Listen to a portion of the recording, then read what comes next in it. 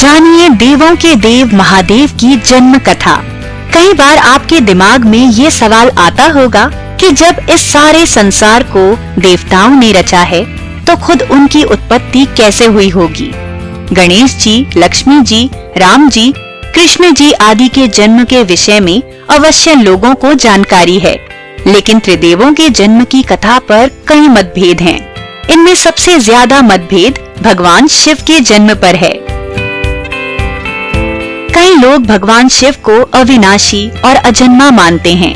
वेदों में जहाँ भगवान शिव को सृष्टि की शुरुआत से ही संसार में उपस्थित पाया गया है, वहीं कुछ पुराण भगवान शिव की कथा के सत्य होने की तरफ भी इशारा करते हैं।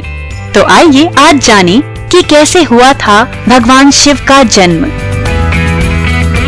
भगवान शिव की जन्म कथा। शिव जन्म की दो मुख्य कथाएं हैं। दोनों ही कथा विष्णु पुराण से ली गई है।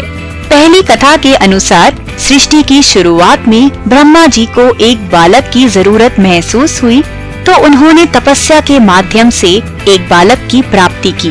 वह बालक उनकी गोद में आते ही रोने लगा, इसलिए ब्रह्मा जी ने उसका नाम रुद्र रख दिया। विष्णु पुराण के ही अनुसार ब्रह्मा जी भगवान विष्णु की नाभि कमल से पैदा हुए और शिव भी विष्णु के माथे के तेज से उत्पन्न हुए बताए गए हैं। पुराणों में है मतभेद। हिंदू समाज में दो मुख्य संप्रदाय हैं। एक शैव जो शिव की पूजा करते हैं और दूसरे वैष्णव जिनके आराध्य विष्णु हैं। पुराणों को भी आप शैव और वैष्णव में बांट सकते हैं। कुछ पुराणों में भगवान शिव को श्रेष्ठ बताया गया है, तो कुछ में विष्णु को। शिव पुराण के अनुसार भगवान शिव ने विष्णु जी की रचना अपने टखने पर अमृत मल कर की थी। वहीं विष्णु पुराण शिव को विष्णु के माथे के तेज से उत्पन्न हुआ बताता है। पुराणों के इस भ्रम में अगर आप भी फंसे हैं, तो आपको वेदों का स्मरण करना चाहिए। वेदों के अनुसार जिस प्रकार इस संसार का कोई छोर, कोई अंत या शुरुआत नहीं है, उसी प्रकार भगवान शिव भी इस संसार में सदियों से विद्यमान हैं।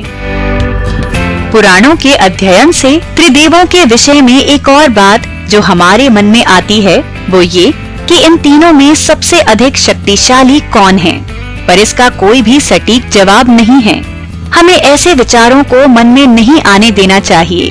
त्रिदेवों में समान शक्तियां हैं और कोई किसी से अधिक सामर्थ्यवान नहीं है, बल्कि ये तीनों ही समान हैं।